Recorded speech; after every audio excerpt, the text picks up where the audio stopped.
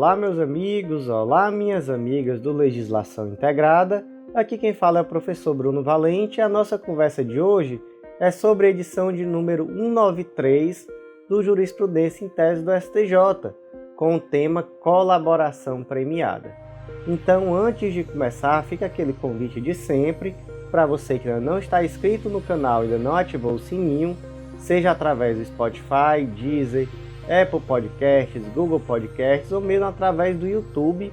Fica esse convite para você não perder nenhum podcast do canal. Fica também aquele convite para você que ainda não nos segue no Instagram, @legislação_integrada, onde também postamos diariamente novidades. Então, sem mais delongas, vamos começar.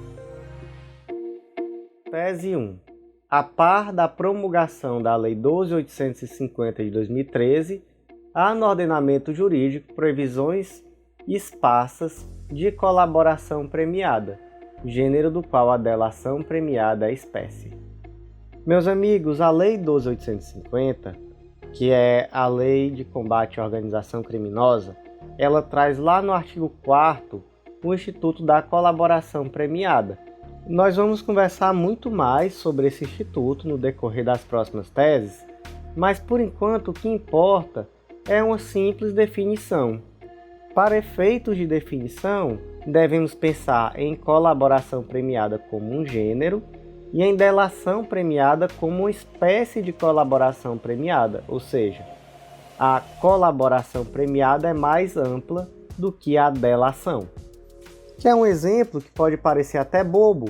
A confissão é uma forma de colaborar, é uma forma de colaboração e é uma colaboração premiada, já que aquele que confessa tem ali pelo menos uma causa, um atenuante na segunda fase da dosimetria. Portanto, o que essa tese quer nos contar é simplesmente que a colaboração premiada não foi inserida em 2013 pela Lei 12.850 no ordenamento jurídico brasileiro. Ela já existia. E aí eu trago aqui no material escrito alguns acréscimos, por exemplo, do professor Márcio Cavalcante falando sobre essa diferenciação. Trago ali um pouco sobre a previsão normativa. Então, por exemplo, a gente acaba vendo que essa colaboração premiada, que tem uma natureza jurídica de meio para obtenção de prova, não de prova, isso é um ponto importante, ela já tinha previsão, por exemplo, na Lei Antitruste, que é a Lei 8884 de 94, na Lei 9807 de 99, de forma mais ampla. Seriam ali espécies de colaboração premiada aí como gênero. Então eu trago ali uma lista de outras previsões. Então, por exemplo, no Código Penal, na Lei de Crimes contra o Sistema Financeiro, crimes contra a ordem tributária, crimes hediondos, enfim, várias disposições dentro do direito brasileiro anteriores à Lei 12.850 que já traziam formas de colaboração premiada. Então, simplesmente uma tese inicial bem introdutória, somente contextualizando, dizendo, olha, a colaboração premiada não é uma novidade inserida pela Lei 12.850. De fato, essa lei é um marco importantíssimo, mas a colaboração premiada enquanto gênero já existia no direito brasileiro antes de 2013. Tese 2. Os institutos da colaboração premiada, prevista lá na Lei 12.850 de 2013, e da delação premiada, presente em legislações esparsas, são dotadas de natureza jurídica distinta. A colaboração é um negócio jurídico bilateral firmado entre as partes interessadas, enquanto a delação é o ato unilateral do acusado.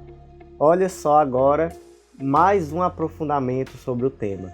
Veja só, enquanto a colaboração premiada, prevista lá na Lei 12.850, ela tem uma natureza jurídica de negócio jurídico bilateral, a delação premiada, essa, como a gente já viu, inclusive presente em legislações esparsas, muitas até anteriores a 2013, possui natureza jurídica de ato unilateral do acusado. Então, veja só um exemplo. Lei 9613, que trata da lavagem de dinheiro. Está lá no artigo 1º, parágrafo 5º. A pena poderá ser reduzida de 1 a 2/3 a ser cumprida em regime aberto ou semiaberto, facultando-se ao juiz deixar de aplicá-la ou substituí-la a qualquer tempo por pena restritiva de direitos, se o autor, coautor ou partícipe colaborar espontaneamente com as autoridades, prestando esclarecimentos que conduzam à apuração das infrações penais, à identificação dos autores, coautores, partícipes ou à localização dos bens, direitos ou deveres objetos do crime. Tá vendo aqui como é algo unilateral? O indivíduo ele vai lá e resolve colaborar. Ele foi preso por lavagem de dinheiro e ele chega lá no delegado, no Ministério Público e diz: olha, tem dentro da estrutura aqui da organização, tem tal pessoa, é feito dessa forma, entrego ali os cúmplices, os demais autores do crime.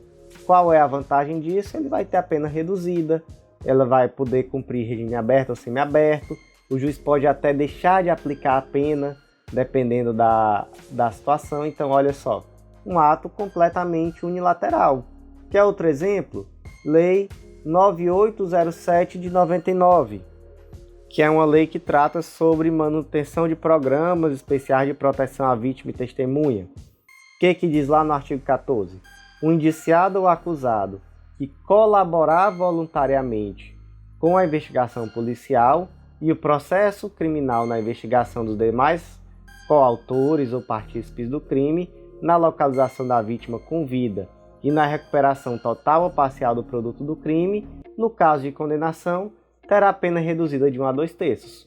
Ou seja, esse indivíduo aqui, ele diz onde é que está a vítima está em poder dos sequestradores, por exemplo, ele diz: olha, a vítima está em tal lugar, o produto do crime está lá em tal lugar, e aí ele pode ter ali um benefício de ter a pena reduzida de 1 a 2/3. Veja que é um ato unilateral.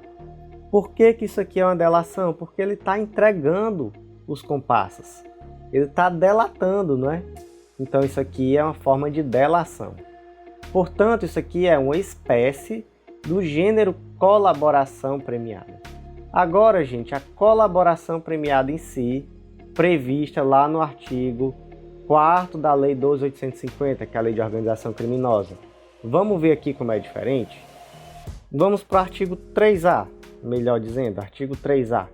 O acordo de colaboração premiada é negócio jurídico processual e meio de obtenção de prova, que pressupõe utilidade e interesses públicos. 3B. O recebimento da proposta para formalização do acordo demarca o início das negociações e constitui também marco de confidencialidade, configurando violação de sigilo e quebra da confiança e da boa-fé a divulgação de tais tratativas iniciais e de documento que as formalize até o levantamento do sigilo por decisão judicial. Tá vendo aqui como é diferente? Só esse artigo 3B já mostra que, olha só, existe aqui uma proposta. O Ministério Público vai lá, por exemplo, e oferece uma proposta, é feito um termo. Há negociações acerca do que esse indivíduo vai ter em troca em virtude dessa colaboração. Então, olha só, é um negócio jurídico bilateral de fato. Portanto, temos aqui uma grande diferença. Então, o que há de grande inovação na Lei 12.850?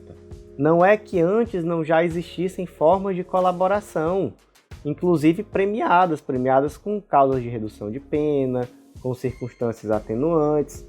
Então, como eu disse para vocês, até a confissão, o indivíduo confessou o crime, ele está colaborando, é uma colaboração. E ele é premiado com um atenuante, lá na segunda fase da dosimetria. Da mesma forma que eu trouxe outros dois exemplos de delação premiada como espécie de colaboração. Mas o que tem de tão especial nessa colaboração premiada prevista lá na Lei 12.850? O que há de especial é exatamente essa existência de um negócio jurídico bilateral. Tese 3.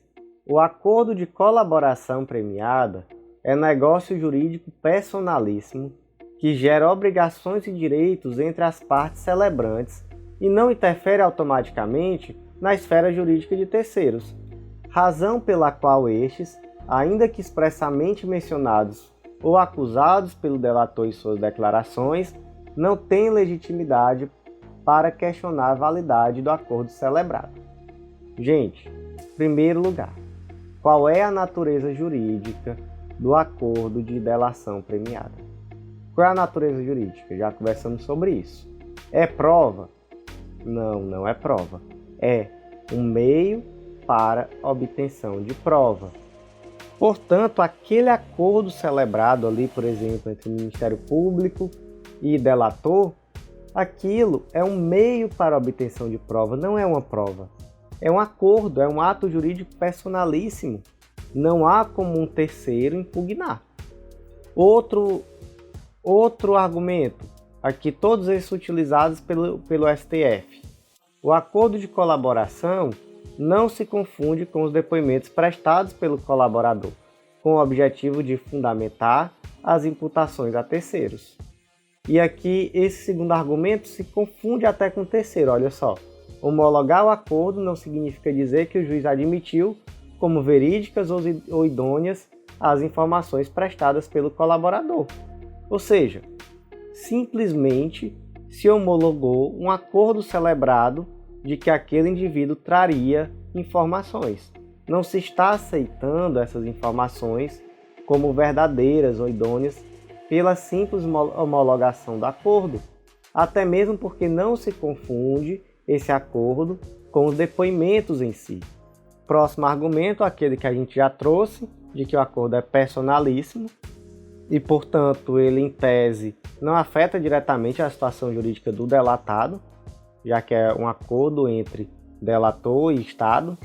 E por último, aqui um argumento interessante, porque nessa situação a defesa do delatado trouxe que o delator ele não seria um indivíduo com idoneidade, porque ele já havia descumprido uma anterior delação premiada, ou melhor, uma anterior colaboração premiada.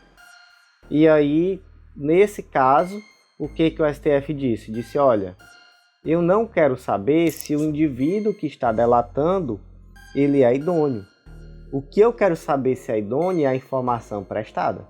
E isso daí a gente vai avaliar se essas informações prestadas são reais, são condizentes com aquilo que a gente conseguiu nos autos. Porque não basta falar. A palavra dele em si não vai querer dizer muita coisa. O que ele trouxer, ele vai ter que trazer documento para provar, ele vai ter que apontar onde é que está o documento, por exemplo, ou onde é que está algum meio para provar aquilo que ele está dizendo.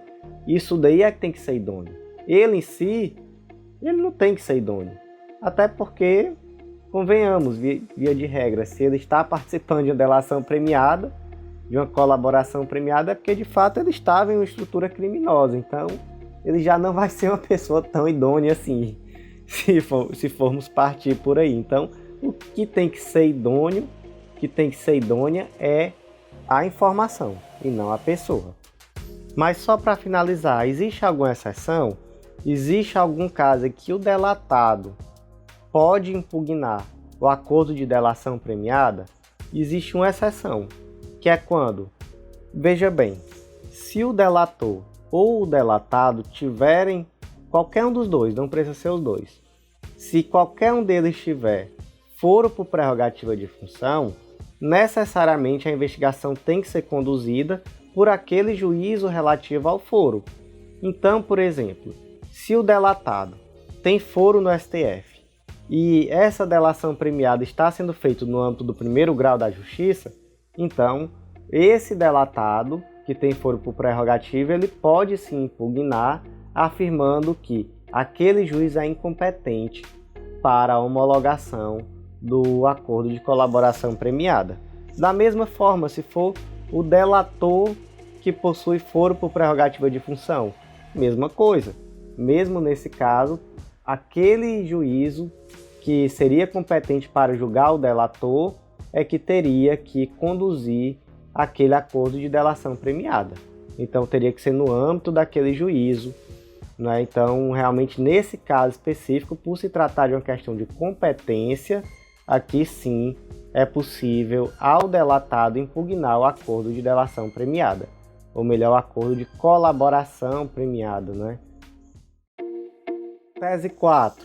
Não é possível expandir os benefícios advindos da delação premiada, ato unilateral do acusado, para além da fronteira objetiva e subjetiva da ação penal, em virtude de sua natureza endoprocessual, sob pena de violação ou afronta ao princípio do juiz natural. Imagina aqui um caso concreto. O Tício, ele estava sendo investigado por um crime de lavagem de dinheiro. E aí o que ele fez?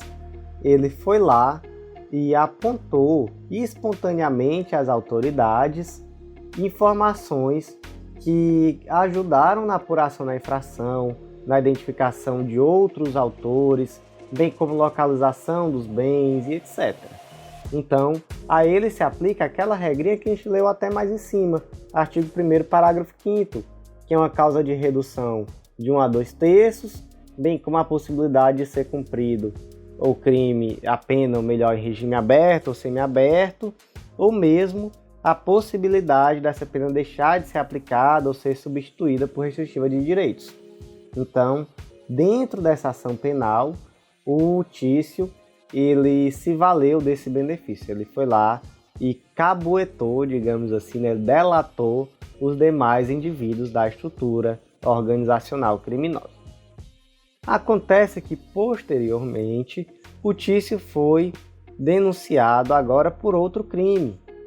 E aí, nessa outra denúncia, é possível aplicar de novo essa causa de diminuição pela colaboração dele nesse primeiro crime? E a resposta é não. Por quê?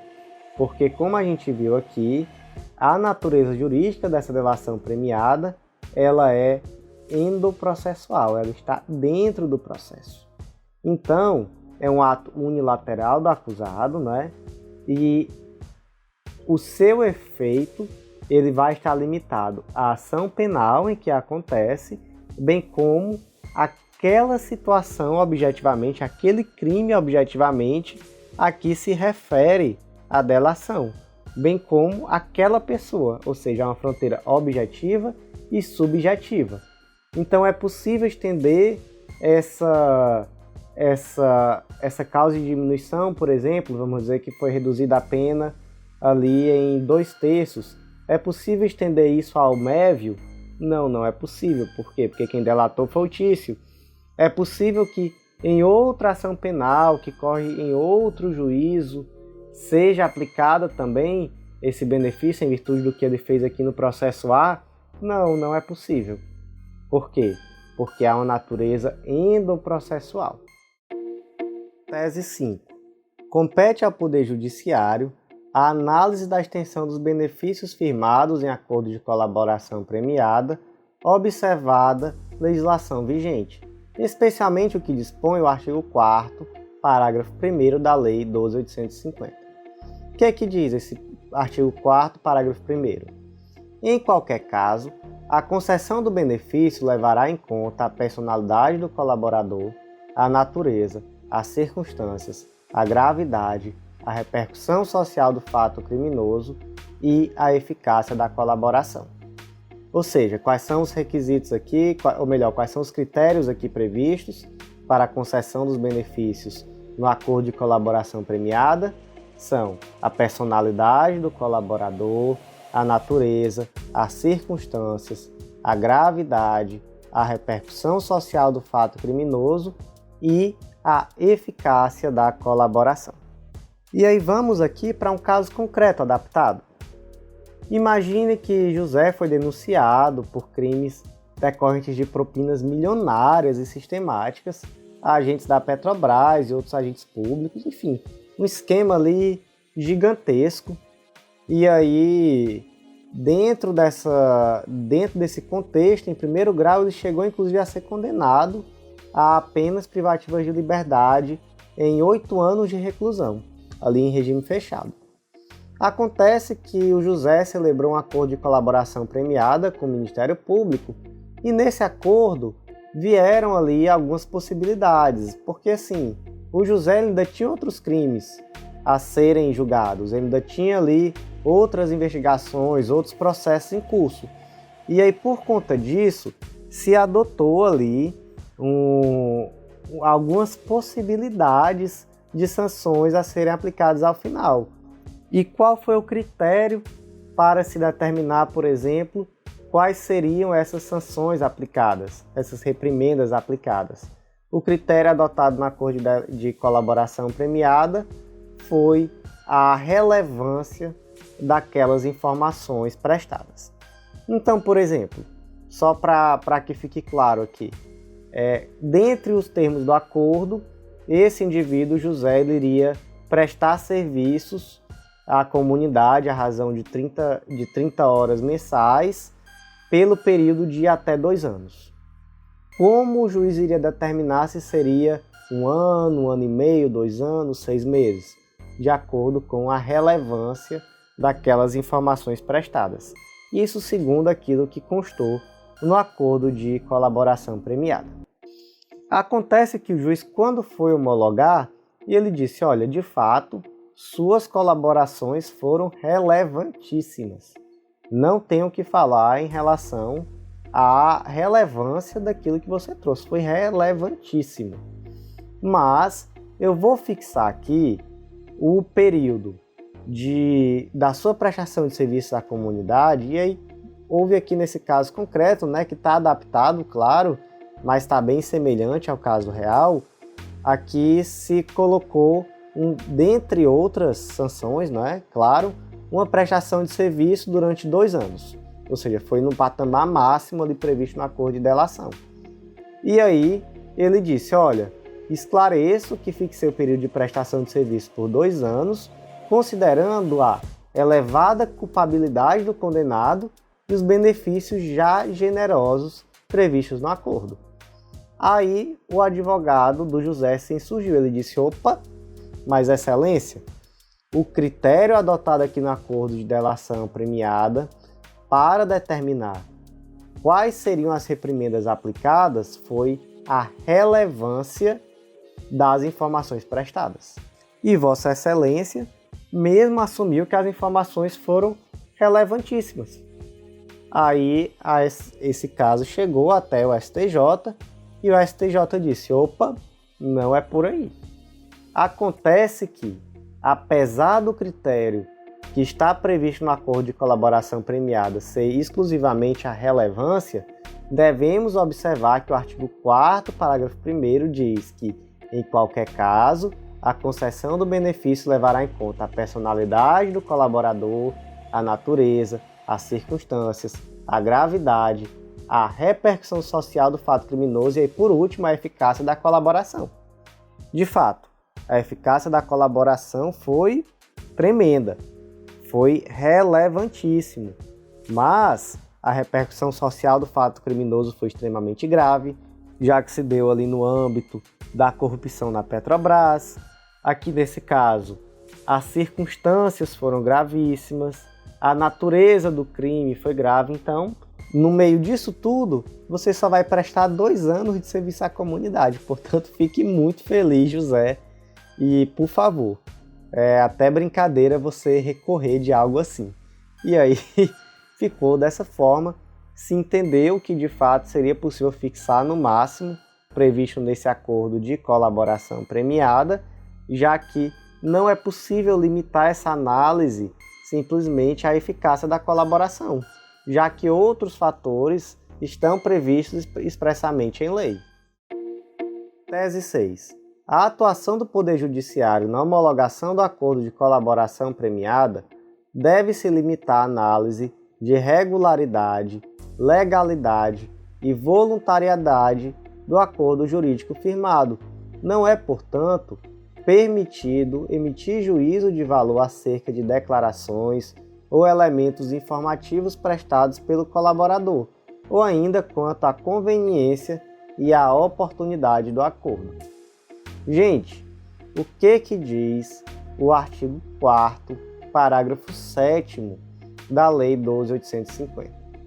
Realizado o acordo na forma do parágrafo 6º desse artigo, serão remetidos ao juiz para análise o respectivo termo, as declarações do colaborador e cópia da investigação, devendo o juiz ouvir sigilosamente o colaborador, acompanhado de seu defensor, oportunidade em que analisará os seguintes aspectos da homologação. Então veja só, foi realizado o acordo. O que se faz? Remete isso ao juiz e o juiz vai ouvir o colaborador na presença do seu defensor para verificar alguns aspectos. Que aspectos são esses? A regularidade e legalidade, a adequação dos benefícios pactuados àqueles previstos nos parágrafos 4º e 5º desse artigo, sendo nulas as cláusulas que violem critério de definição de regime inicial de cumprimento de pena do artigo 33, as regras de cada um dos regimes previstos na Lei de Execução Penal e os requisitos de progressão de regime não abrangidos no parágrafo 5º desse artigo, ou seja, traz aqui algumas questões formais, algumas questões que não podem ser objeto desse acordo de colaboração. 3.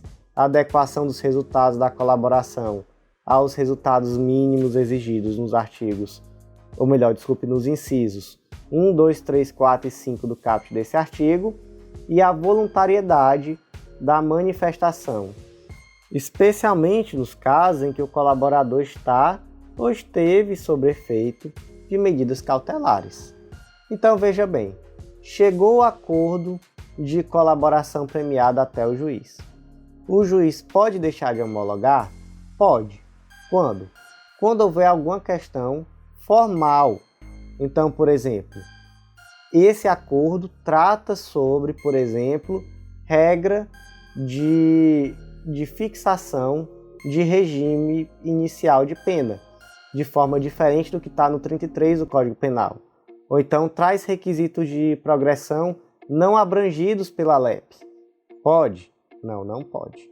Ou então esse acordo não traz qualquer dos requisitos mínimos, dos resultados mínimos previstos nos artigos 1, 2, 3, 4 e 5, ou melhor, nos incisos 1, 2, 3, 4 e 5, lá do artigo 4º.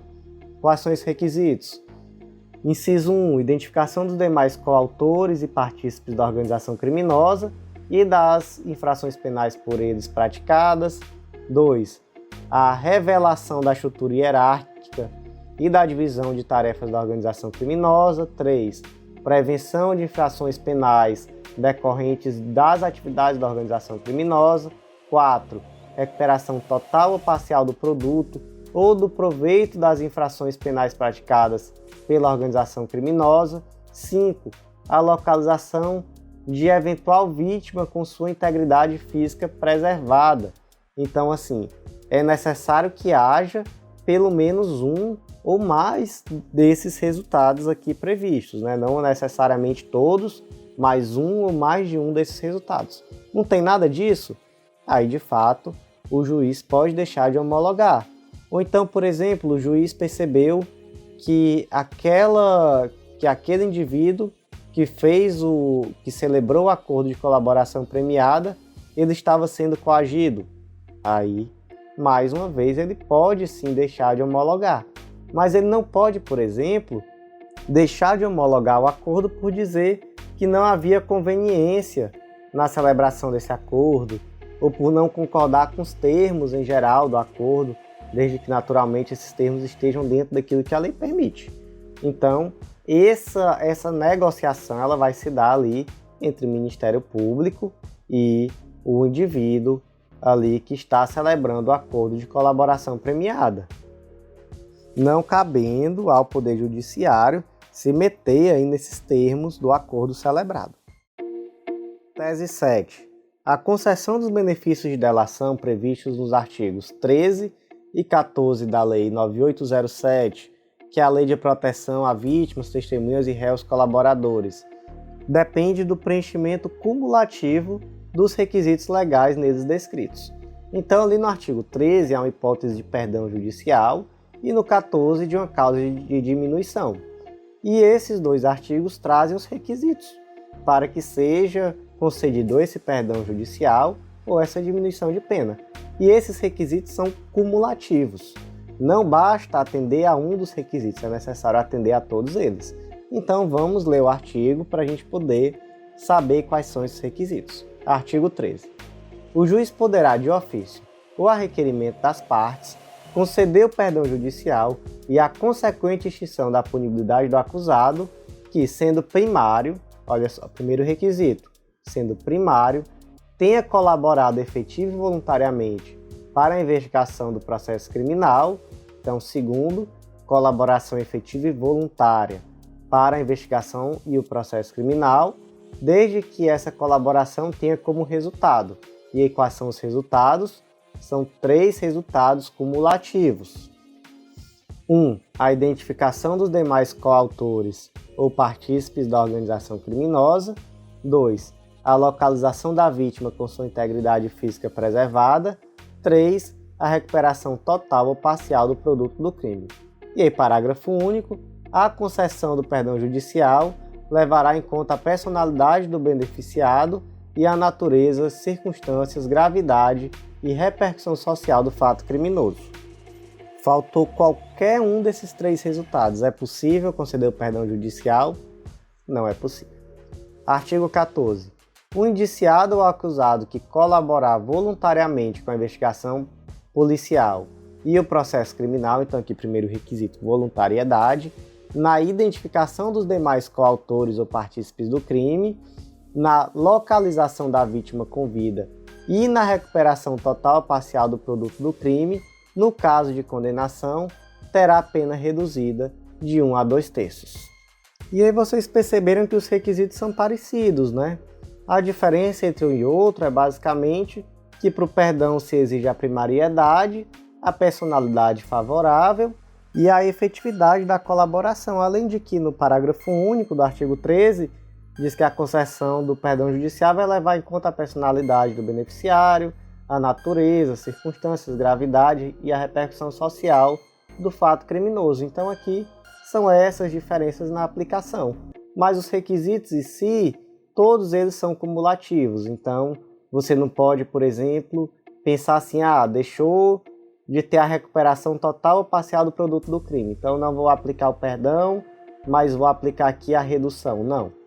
Em ambos os casos, os requisitos previstos são cumulativos. Veja que aqui na redução também exige redução total ou parcial do produto do crime.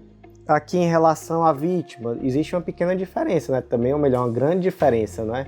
No artigo 13 do perdão judicial, exige a localização da vítima com vida e sua integridade física preservada. Aqui só exige a localização da vítima com vida, no caso da causa de diminuição de 1 a 2/3.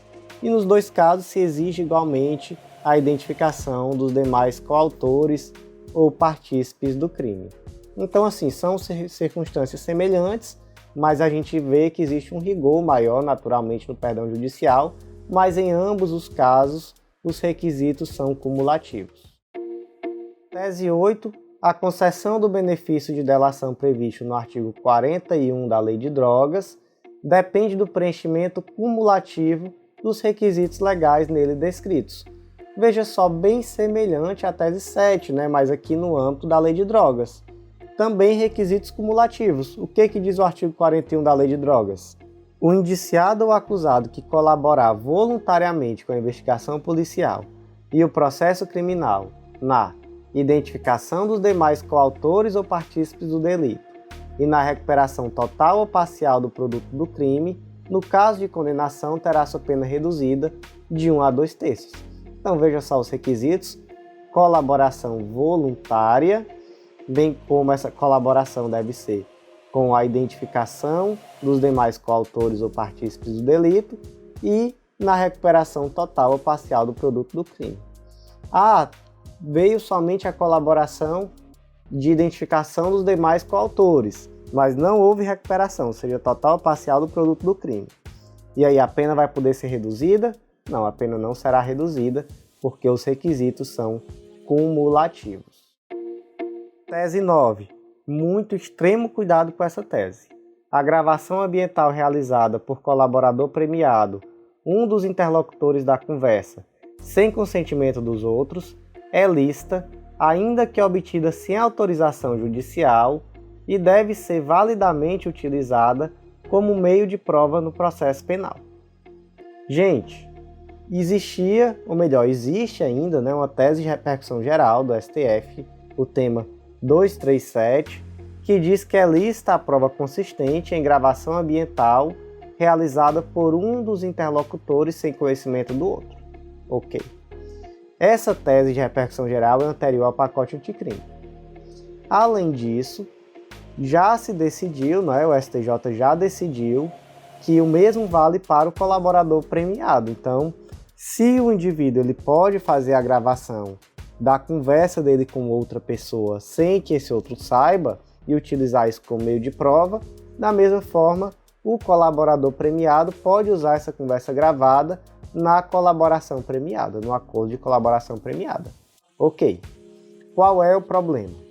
O problema é que o pacote anticrime, a Lei 12.964 de 2019, eu odeio esse nome pacote anticrime, ele inseriu o artigo 8º-A, parágrafo 4º, na Lei de Interceptação Telefônica, Lei 9296.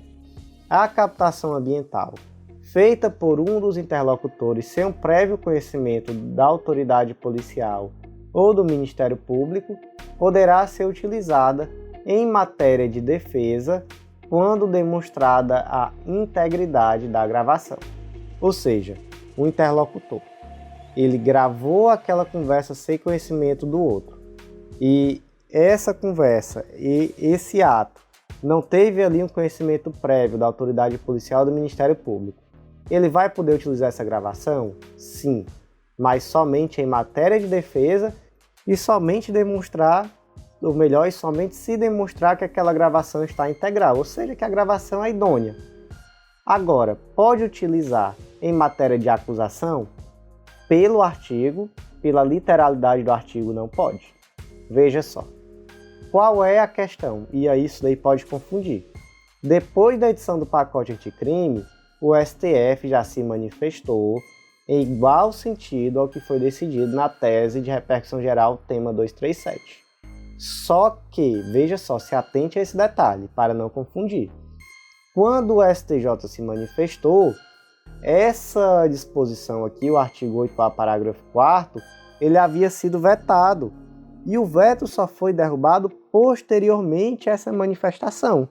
Então, ao que tudo indica, esse tema de repercussão geral 237 está superado, em virtude da inovação legislativa.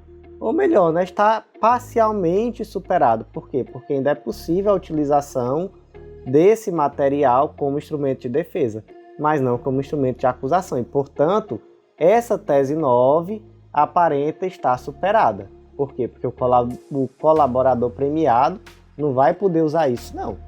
Então, tese 9 aqui, gente, muito cuidado, porque ela tem tudo para estar superada. Pela literalidade aqui da lei, ela está superada. Então, a despeito de existir decisões posteriores ao pacote anticrime, devemos lembrar sempre dessa ressalva. É posterior ao pacote anticrime, mas não é posterior à derrubada do veto. E esse artigo aqui estava vetado. Portanto, depois das decisões do STJ sobre o assunto, houve a derrubada do veto.